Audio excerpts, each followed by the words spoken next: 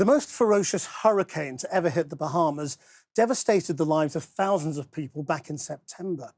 But on Unreported World, instead of finding a hive of reconstruction and recovery, our reporter Seyi Rhodes meets one community being prevented from rebuilding their flattened homes and who are now at risk of being forced to leave for good.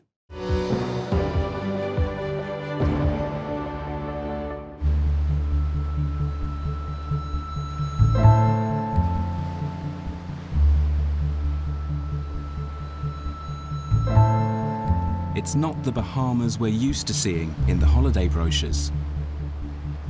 But the biggest hurricane ever to hit land here didn't just rip buildings apart. It's turned people against each other.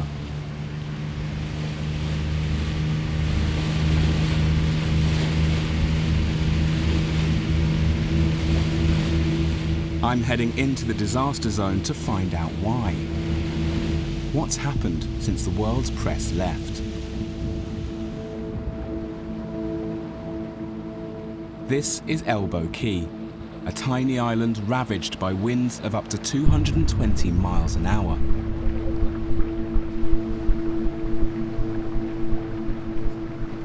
This is what's left of Hopetown Harbour. See the damage that's been done by the hurricane to all these houses. This was an incredibly popular spot with American second homeowners, many of whom are now going to have to rebuild if they'll ever be able to come back here again. Let's get this up. And if you can pass me some stuff up, that'd be great. The official death toll is 61, but hundreds are still missing. The place looks like a war zone.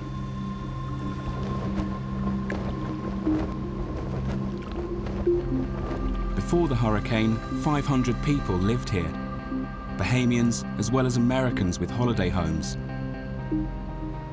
plus about 100 Haitian workers. It's the homeowners who are coordinating the relief effort. I've been told to ask for Mike Haig, an American yacht salesman with a second home on Elbow Key. Hello. Looking for Mike. Hey, Shay, what's happening? Nice to meet you. Hey, nice Thanks to for having us. You guys made it, huh? Yeah, we made it. How bad is the damage on this island? There's about 20% that are habitable, and that being habitable, I mean, parked well enough to have a dry spot for cover. We're still working towards getting basic needs met. They're struggling to bring in food shipments as the harbour was destroyed. I have some donations for you guys. So he's off to meet charity workers to check out a possible landing spot. Anybody uptown at the landing zone or has a vehicle near the landing zone that can meet the helicopter coming in? Oh, wow. Look up here, I'm on with someone on channel. It's an abandoned holiday resort. As we walk in, it's pretty clear that people have been sleeping here.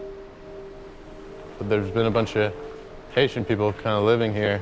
Last night, there were a bunch of guys, they're all working together. We brought water and food to them just to try to kind of get a gauge and see what was happening. With Haiti just 500 miles away, many have come to the Bahamas to find work in the tourism industry. The hurricane destroyed many of their homes, so they're sheltering here. Mike thinks the number of Haitians on Elbow Key has trebled. More and more Haitian migrants have moved here and started squatting in these different structures. The people who live here work for the second homeowners on the island. But with many of those second homes now in ruins, most of these workers no longer have jobs. And under Bahamian law, that means they should leave the country. How many people do you think are living here? I'd say more than 50. I don't think people would choose to sleep rough here, so where are they coming from?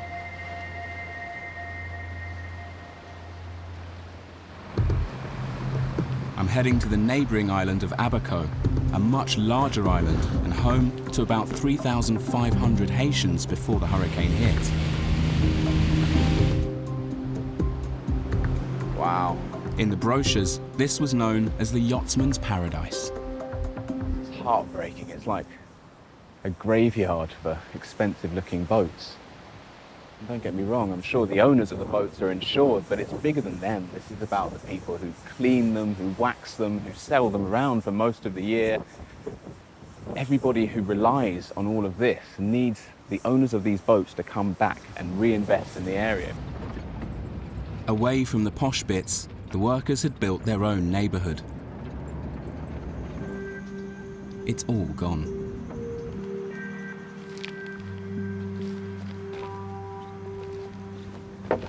This used to be a shanty town called the Mud. There were thousands of people living here. And like semi-illegal settlements all over the world, it was ramshackle, it was made up as it went along. But I'm told this was like a city within a city. You can barely see it now, it's just Armageddon. The presence of Haitian workers has long been controversial. Last year, the government tried to have this shantytown demolished, saying it would help the Haitian migrants to integrate, but it was blocked by a court order. Now, the hurricane has done it for them. The longer I stand here, the more depressing it gets. I'm standing on people's hopes and dreams. You can see it. The Bahamian Building Code doesn't allow structures that are unsafe or unsanitary. And so the government says that's why it's refusing to allow former residents to rebuild here.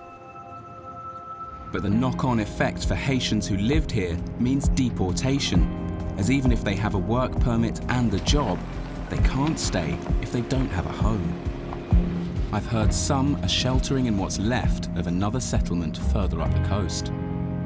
We're just arriving in an area called The Farm. I'm told it used to be a citrus farm years ago, but when the owners closed up, the workers, most of them Haitian migrants, stayed here, and more people have joined them over the last few decades. And as you can see, it's a bit of a shanty town hidden in the jungle. But people here are worried, as there are rumours that if you go to a shelter, you could get deported. This community's not really supposed to be here. The government don't want them here. A lot of people are thinking that this could be taken as an opportunity by the government to try and get people out and maybe gentrify the area somewhat.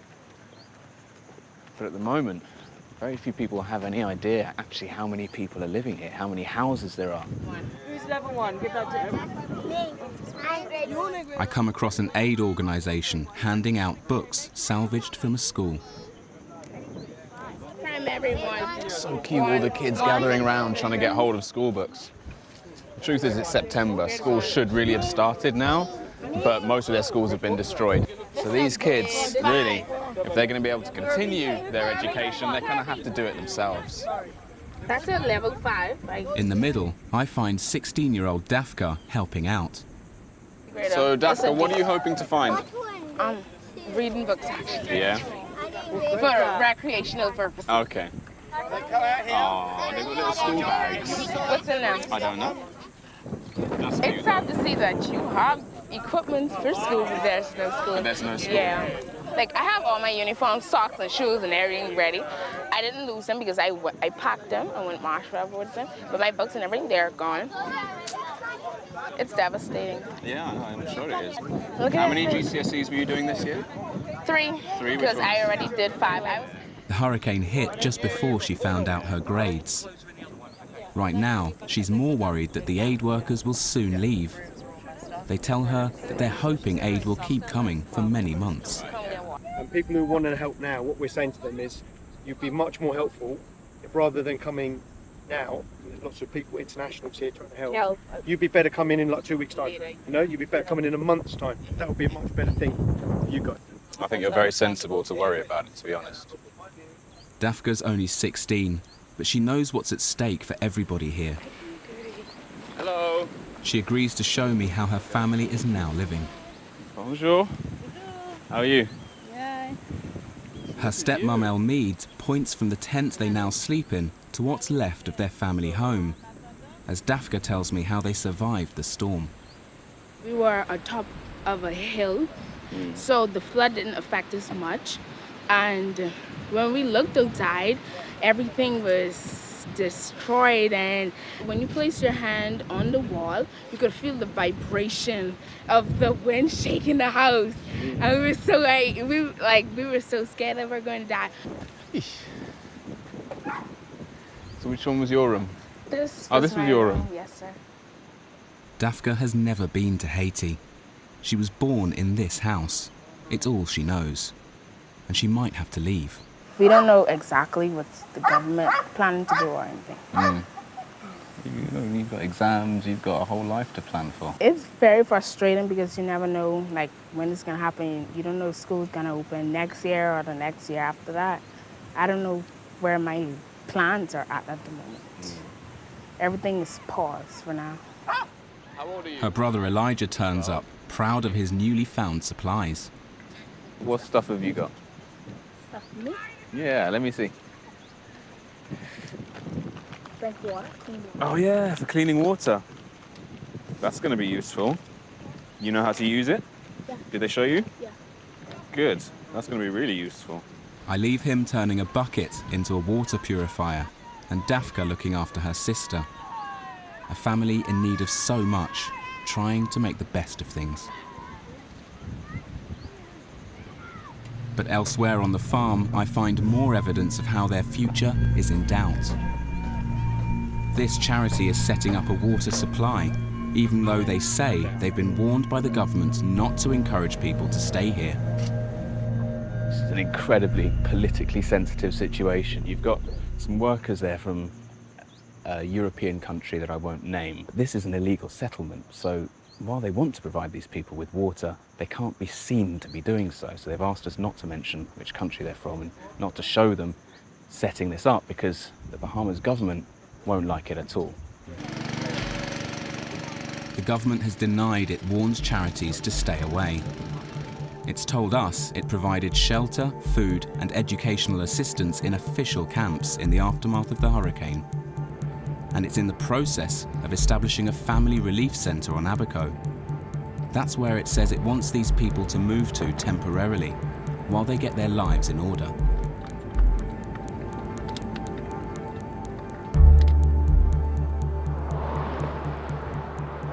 Nighttime, and with no electricity or running water, conditions in the farm are tough. Back at Dafka's, the whole family is crammed into a tiny tent. And Dad's home. Abaki was a gardener and wants to find more work. But first he needs a new work permit, and that's impossible if you don't have a job or your home was destroyed by the storm. He now fears the family will be deported. What's your biggest concern now? What's the biggest problem for you? Prime Minister a dit que pinga personne batikai et nous pas connaître ça pour nous faire, ça pour nous pas faire. Yeah. I don't know if the Prime Minister said that, but the government certainly has. Will you end up having to go back to Haiti? Parce que d'abord si moun yo pas connaît Haïti, ñun moi-même sur Haïti et jeune garçon pour ñam grand moun.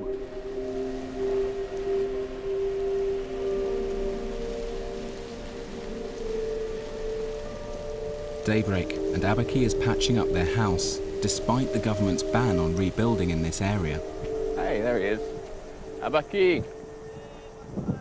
How are you? Oh yeah, you're painting? Yeah. You don't want them to think that it's been knocked down? Oh no. No. If you build new house, now you could get problem. With no new building materials available, he's recycling. Every nail has been salvaged and reused. But it's a risk.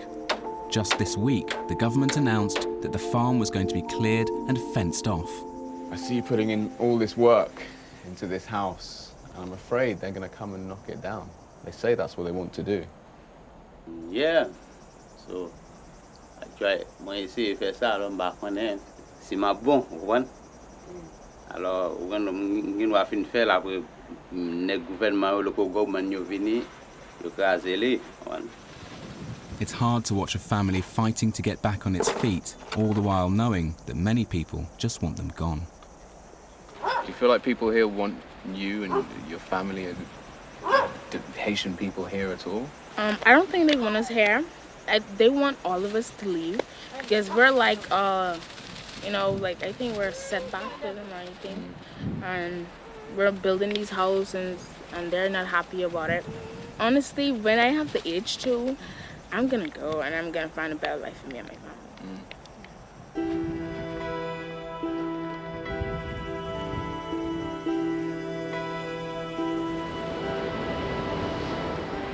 I've come back to the neighbouring island of Elbow Key, where Mike and his colleagues are meeting the Deputy Mayor, John Pinder.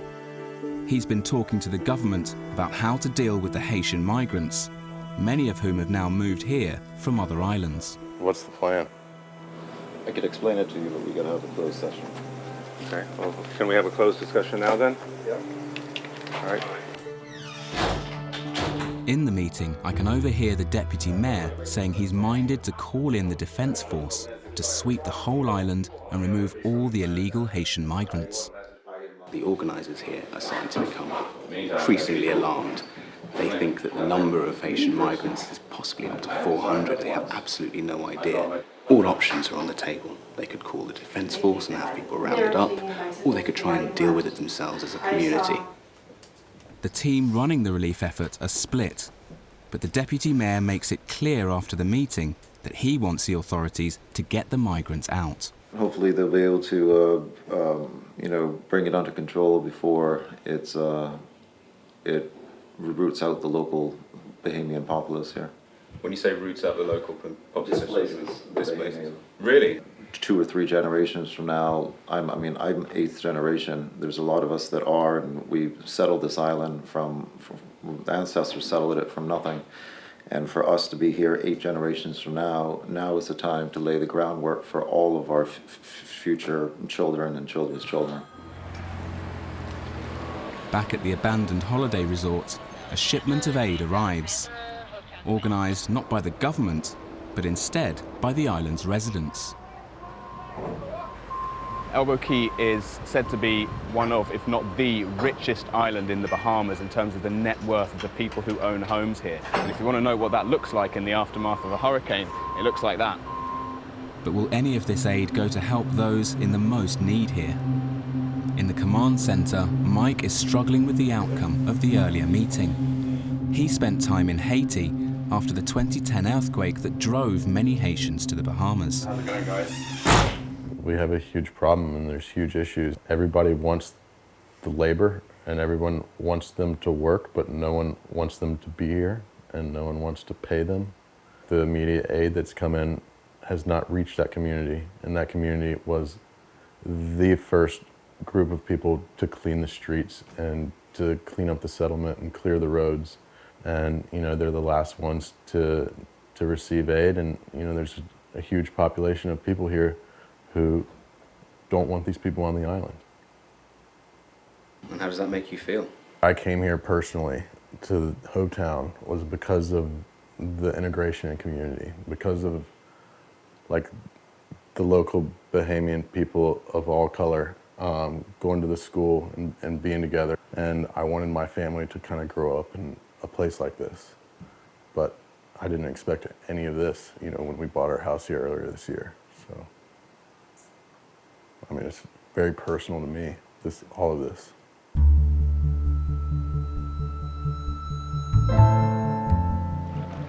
As dusk falls, another boatload of aid arrives, but it's far from water and basic food supplies. It's a luxury delivery of steaks, lobster and beer. Called in to help unload it, Haitian workers. Haitian people in the Bahamas have long faced stigma and discrimination. Before the hurricane, these were barely concealed tensions. Now, they've been dragged to the fore. The government told us, after the hurricane hit, it had put the repatriation of undocumented migrants on hold. But this has since been resumed as per the Bahamian Immigration Act, adding, Hurricane Dorian did not change the laws of the Bahamas.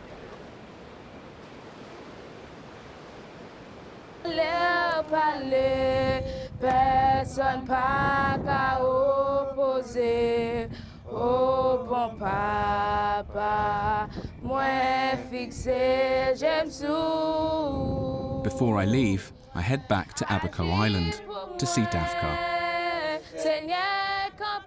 She's at the farm's first church service since the hurricane hit, given by family friend Pastor Jensen. Don't give up. I like it, right? Stay focused. The enemy wants us to be distracted, but don't be distracted. Keep hope alive. Later, I head to her house and discover her fear that the aid workers would soon leave has now happened.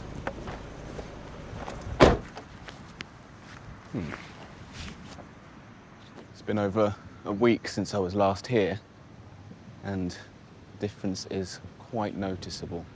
This is where all the international aid organizations used to stop and hand things out. So local people were always gathered around here, waiting to see what they were going to be brought, but they're not here anymore. Hiya. How are you? I'm good. Good to see you. How's things going? I'm leaving Monday afternoon. I'm going to Nassau for schooling. Really? So yeah. Pastor Jensen has pulled some strings so she can go back to school. So who are you going to live with in Nassau? I'm going to live with my pastor daughter. Okay. Who he hooked me up with. Great. So does that mean you'll be able to finish your GCSEs this year? Yes, sir. There's a lot of changes in 1 week. I'm ready for the pressure. If it's ready for me. That's good. But you'll be away from the family? Unfortunately, yes. Are you worried? I'm worried that officials would come here and like they'll throw my parents out. Like, and my parents knowing that they don't have anywhere to go. Yeah, that's what I'm worried about mostly. All right. So, is your dad at home? Yes, he is. Okay. Should we go see him? Yes, indeed. Oh, wow. I can see your dad's put a roof on. Yeah. He's made progress. Yeah. How's things? You made progress. Their house is beginning to look more like a home. But for how long? Because it's starting to sound like sometime in the next few weeks, someone's going to come down here and tell you to move on. If people tell me move, I get one van, I take my family, put in the van, live in here. Yeah? Yep. The Haitian population in the Bahamas have always had to deal with being at the bottom of the pile. Everybody looks down on them, from the American tourists to the local Bahamans, whether they're black or white. But right now, after the hurricane, when everybody has lost so much, they find themselves pushed even further down. And right now, it's a struggle not just for survival, but for their position in the country. Yeah. How do you ride a bike without shoes on? That looks painful. Is it? Okay, I trust you. How's your brother? He's awesome.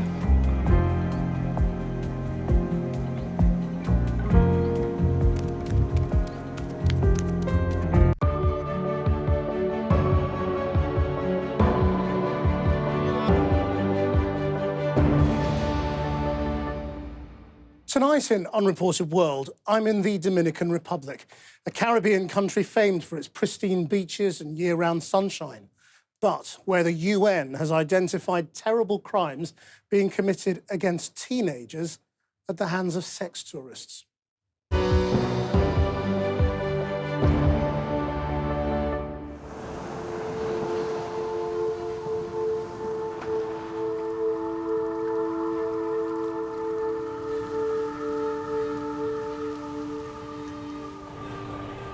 Mi sueño y mi ambición todo el tiempo es tener un carro.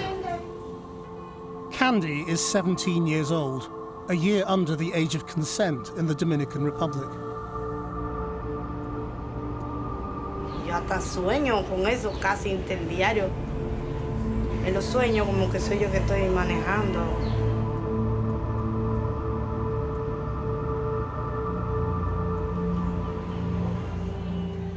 She's been selling sex to tourists since she was 14.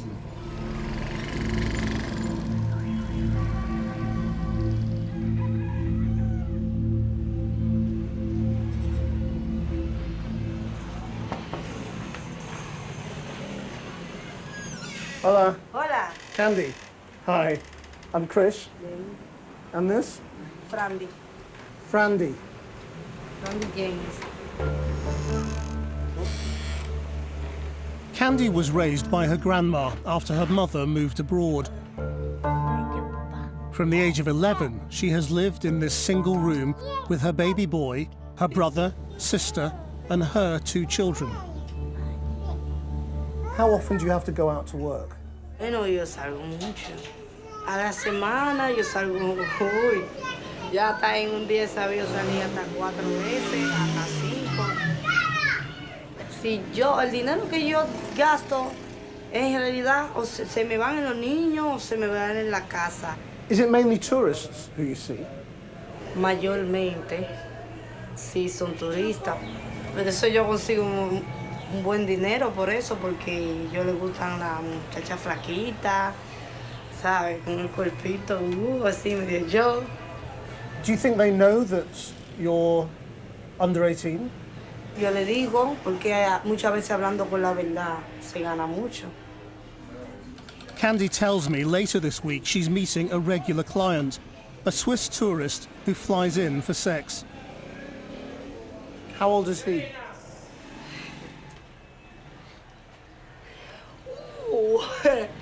Él tiene 76 años.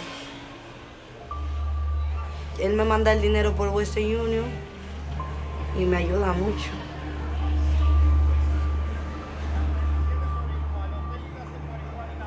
No solamente viviendo esta vida, no solamente así.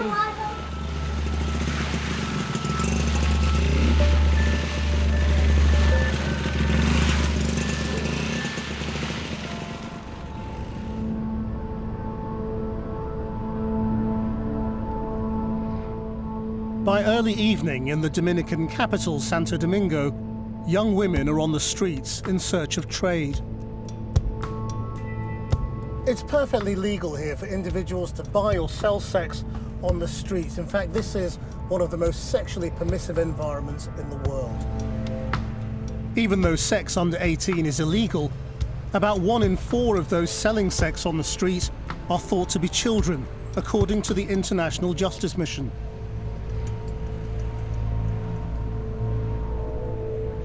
Hola, Candy.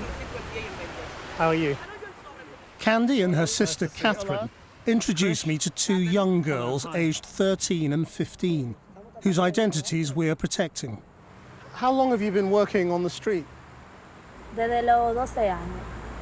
Why did you start? Mi mamá se fue para afuera, yo vivía con una tía y ella no me trataba bien y cosas. Y cogí la calle. What do you miss about being a child? Los estudios, mi familia, estudiar contabilidad. Accounting.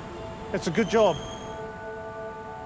They make £10 a night, double the average daily wage. But they tell me it's dangerous work. Porque cada quien tiene su puesto. Entonces, si otra persona me ve que yo me pongo en su puesto, lo que pueden hacerme algo. Candy, your work is quite different to these girls. You're not on the streets. How have you managed to have a different kind of client? También yo le pido dinero por internet y me lo mandan. Como dije, yo voy a ir a Juan Dolio ahora el jueves. Y no solamente con él, porque luego yo tengo que seguir haciendo lo mismo.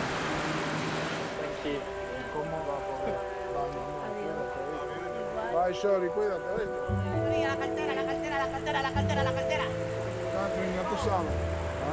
Their faces look so young. You couldn't possibly mistake them for grown-ups. And any man who wants to pay them to have sex is a child abuser.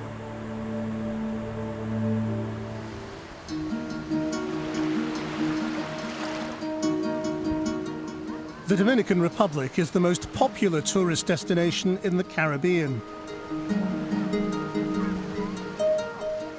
A record 6 million people travelled here last year, among them 200,000 Brits.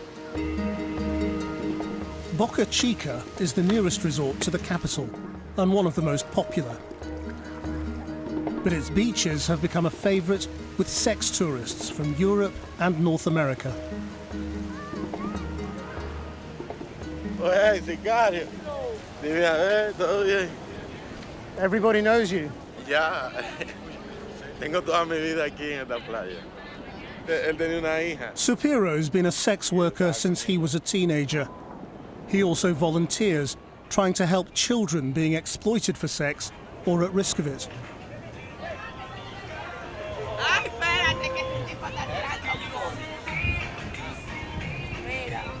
How old do you think she is? Como 15 años. Right in the open like that. Supiro says some of the tourists in Boca Chica are looking for sex with young boys. La mayoría vienen por sexo, por eso tienen esa curiosidad de probar un chico dominicano, un chico joven, como allá no pueden, ellos vienen a hacer lo que, a disfrutar aquí, a cumplir su fantasía. He says sex tourists target the poorest children who sell sweets and trinkets. Por su infancia y eso, lo que le llena los ojos con cualquier disparate. Hotels here are supposed to stop guests bringing under-18s back to their rooms, but it doesn't always happen. Supiro says if we sit here long enough, we're bound to be offered sex.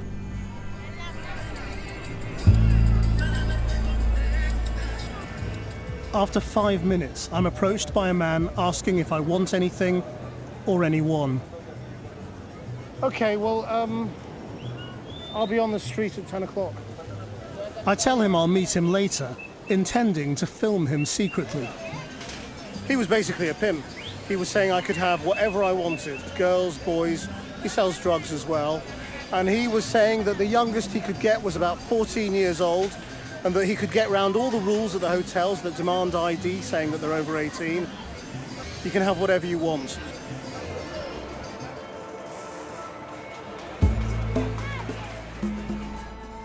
The whole atmosphere of Boca Chica at night is decadent and sleazy. Sex workers, the chicas as they call them here, come in from around the country, selling themselves to the tourists.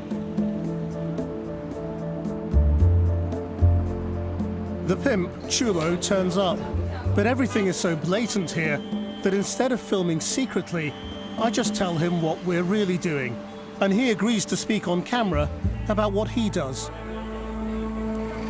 So you say you can get anything. What do the tourists ask you to get for them? Hay mucho que le gustan los chicos. Yo le puedo presentar mucho caminando normal, le digo, ¿te gusta eso? ¿Te gusta ese? ¿Quieres su dinero? Ellos entran. So how much do you get paid for this? Que él puede pagar $50, yo hablo con el chico y le puedo dar 35 para él y 15 para mí. And what about girls? You said you could get me a 14-year-old girl. Conseguir la chica se hace más fácil porque aquí hay muchas hasta de 13 por ahí andan. Que un extranjero, un italiano, me estaba diciendo que él iba a dar 20,000 pesos porque le encontraron que sea señorita. How did you find her? Just on the beach? No, en el barrio, para allá arriba. Y hay gente que a veces tú le hablas y aquí en Boca Chica se mueve mucho el dinero, que son poca la gente que no entran por dinero por algo. Does it make you feel bad, what you do? No. Y me dicen sí. Si me dicen no, yo no le voy a decir vamos a la mala, no. Your name is Chilo. Chilo means pimp. Do the police never bother you? Ellos saben que yo lo que estoy sobreviviendo.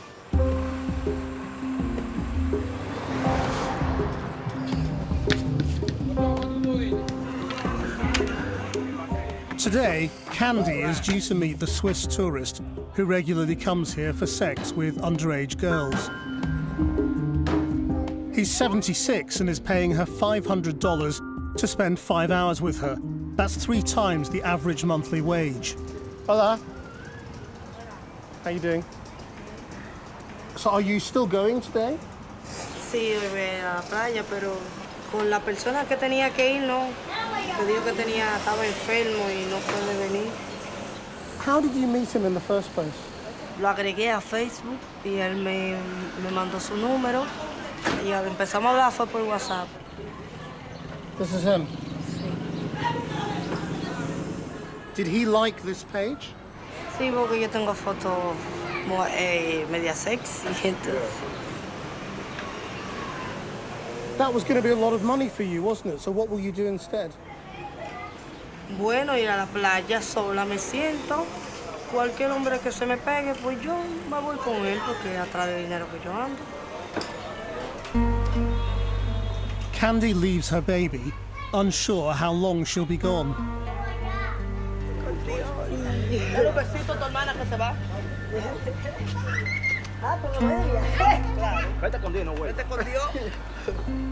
The whole family are relying on her to bring back some tourist dollars.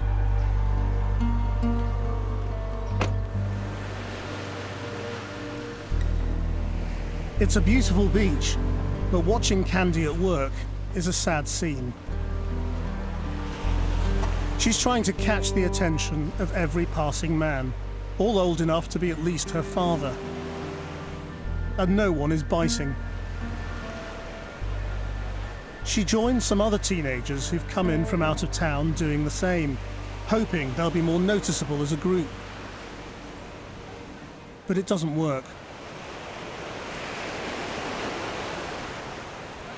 Difícil está la cosa, no sé qué es lo que pasa hoy. Quizá porque viene y la playa no está con muchas personas. So do you worry about getting money? Bueno, mi hijo ahora mismo necesita pampers y yo no tengo dinero para poder comprar los pampers. Pero como quiera, yo no me voy a quedar tranquila hasta que no consiga el dinero. Having failed to pick up a client here, Candy will have to go onto the streets tonight, something she tries to avoid.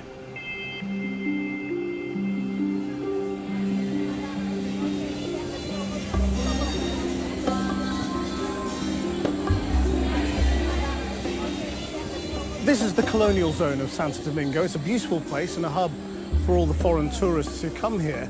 But it also seems to be a gathering spot for the remarkable number of apparently single older white men. Amongst those out tonight are Dominican sex workers, mingling and available. Some of them men, like one. Do you remember the first time a tourist said they wanted to have sex with you? When I 12 years old, I see a nice guy. He talked to me to practice sex, to buy food, to buy clothes. You're not gay though, are you? No, no. For 200 euros, you will... I don't think two times.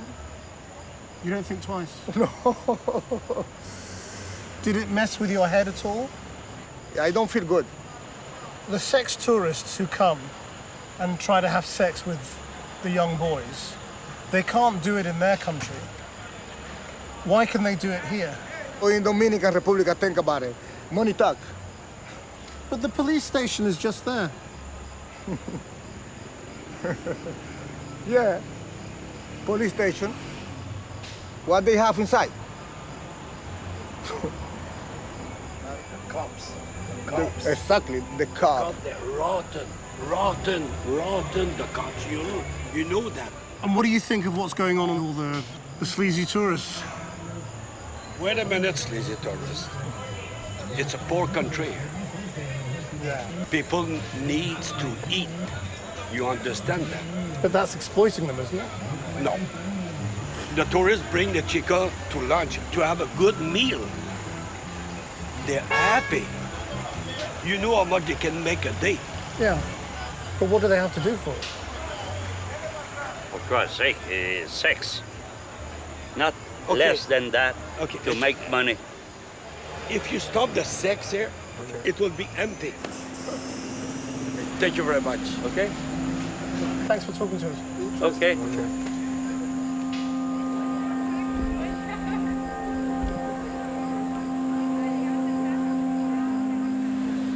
Candy and her friend are working together.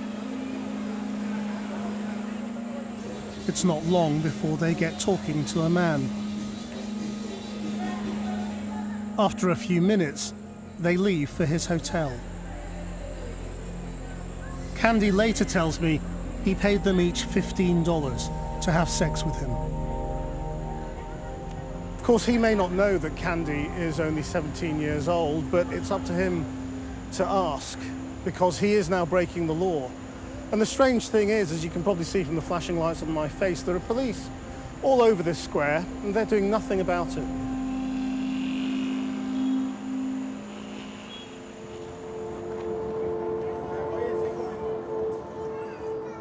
Despite the UN highlighting child sexual exploitation here, there have only been a handful of convictions. But none of the government agencies want to talk to us. Some local voluntary groups believe that keeping tourists happy is the priority in this relatively poor country. There are people trying to change things. Xiomara is a teacher, but in her spare time, she goes out trying to help young women and girls on the street to get them back into education.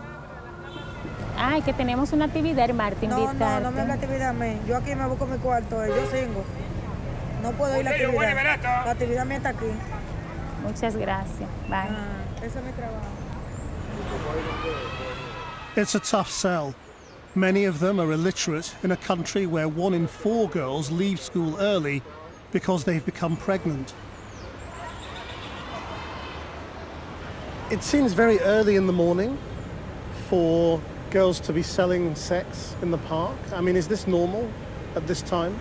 Sí, es normal. Que ella, las 10 están aquí ya disponibles. Por ejemplo, la chica que estaba de aquel lado, vestida de rosado, ella me dijo que no podía que ustedes le graben porque ella estaba esperando a alguien. Es decir, que ella tienen aquí sus clientes que vienen a esta hora. After being repeatedly rebuffed, Xiomara spots a very young-looking girl. Hola. Hola, chica, ¿cómo está? Yo soy la facilitadora que da los talleres aquí en el parque los martes de bisutería. Allá tenemos un proyecto que son para chicas que desean, ¿verdad?, darle otro rumbo a su vida. Tú eres joven, tienes todas las oportunidades por delante. Manuela is 16 and has been on the streets for 3 years. Where do you live? No vivo aquí. You live in the park. Why don't you live with your mother? Porque pelea mucho. Y hay problemas de conflicto familiares muy fuertes. A veces es que no asumen la responsabilidad de la hija, la tiran a la calle muy joven, no la cuidan, no la sostienen y la chica tiene que salir. Would you like to change your life? How? What would you like to do? What is your dream? ¿Cómo? Model. So you'll be here on Tuesday? Yo voy el martes. El martes. Manuela, yo confío que tú vienes. Gracias, Manuela. Te espero el martes. What's really striking is that when I ask Manuela, would you rather live with your mother? She says no. And that seems to be at the heart of so many of these stories. Young children falling out with their parents, and they end up on the streets selling their bodies. Before leaving, I'm going to catch up with Candy again, but I'm in for a surprise.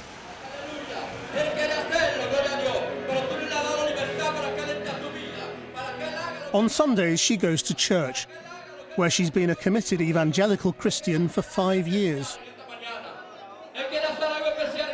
It's a more reflective and vulnerable side that she's kept well hidden all week.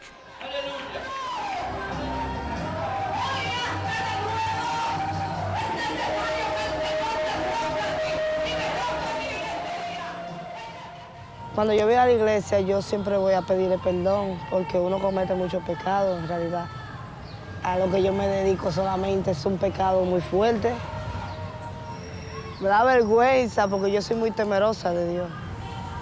Prostitución, eso es fuerte. Do you see any way out of this life? Si no, mira, mi hermana ahora ya va a dejar esa vida, se va a ir para afuera a trabajar con mi mamá. Después me va a llevar con ella. Un día por delante todo se va a acabar ya.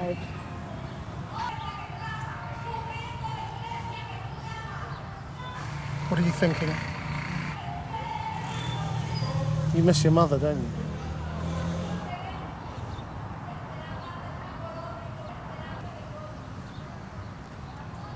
Yo digo que soy fuerte por todo lo que yo he aguantado, porque mi abuela lo trataba mal, mi abuela no daba muchos golpes y mi mamá no iba a la casa y mi papá tampoco. Y cuando yo la veía a ella, era una vez al año. Ella no daba muchos golpes todos los días, todos los días. Cualquier cosa que nosotros hacíamos estaba mal. Candy's childhood was stolen from the age of 11, when she had to start fending for herself. But in another surprise, she now reveals she's just started going to school again, after dropping out at 14. De los clientes que yo tengo me envían el dinero para yo poder juntarme en la escuela. Y gracias a Dios estoy estudiando. Si Dios quiere, cuando yo termine, si sigo aquí en el país, yo quiero trabajar en un call center. Candy, this is really good. Para que mi hijo me vea como un ejemplo, para que no me vea así todo el tiempo. Que mi mamá no hace nada y que ella se busque el dinero. I'm quite flabbergasted by that, to be honest. I mean, she's been putting up this front all week of this tough woman who does what she has to do because she needs her money.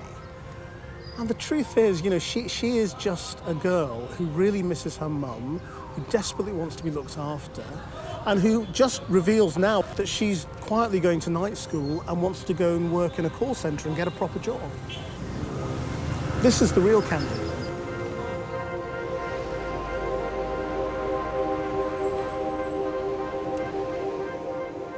Candy is a child, let down by almost every adult in her life. Her real dream isn't a house or a car, but the normal life of a teenager. I wonder if those sex tourists who claim they're doing the girls a favour ever think of that.